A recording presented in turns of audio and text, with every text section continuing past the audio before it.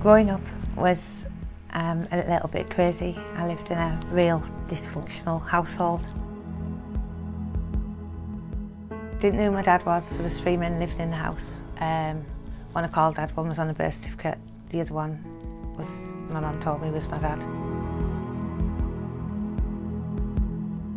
And she always had people in the house drinking with her. So it used to be quite late before I could go to sleep on a night, or I'd have to wait till they all stopped drinking before I could go to sleep to go to school and stuff. Then she got leukemia when I was about 13, 14, and she died. I ended up leaving the house and leaving home and leaving school and just getting involved with an old crowd.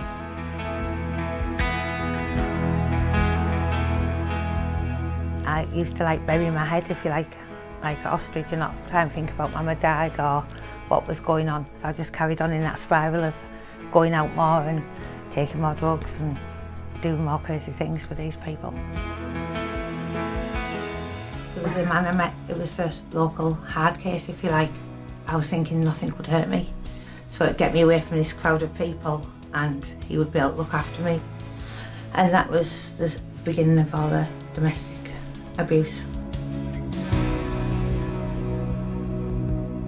He wouldn't let me out of the house, stabbed me 3 times while I was asleep, broke my jaw, broke my nose, numerous hospital admittances. So.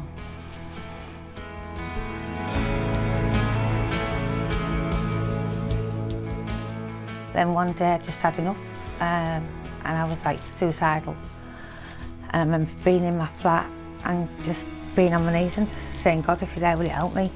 And that's when I remember the story of Shane Taylor, who changed his life around in jail through God.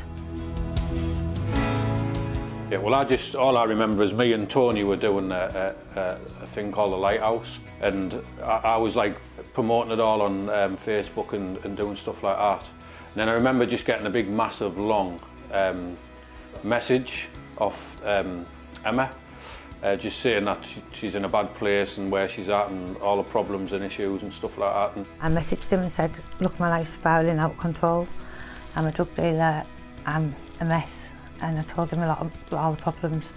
And I said, but I feel like I need to go in the direction of Jesus, but I don't know if I'll be accepted in a church nearby me, so can you please advise me on where to go? And he said Middlesbrough Lighthouse.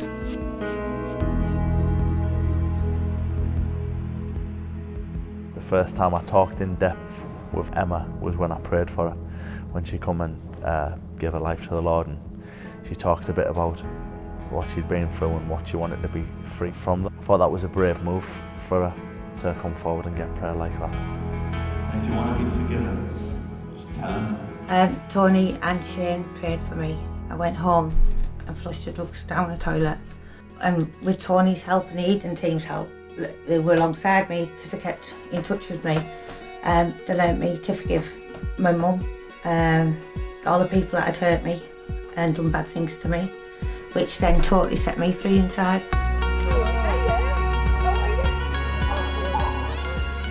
She's brought loads of her friends here before because they've saw the impact God's had in Emma's life and they want it as well. She gets a chance to tell them Jesus is what's changed my life. She's very direct. Just see a very bright future for her, working with people, inspiring hope in people who are living in addiction and are broken, that don't see a way out, that don't see hope. And Emma's like, look at me.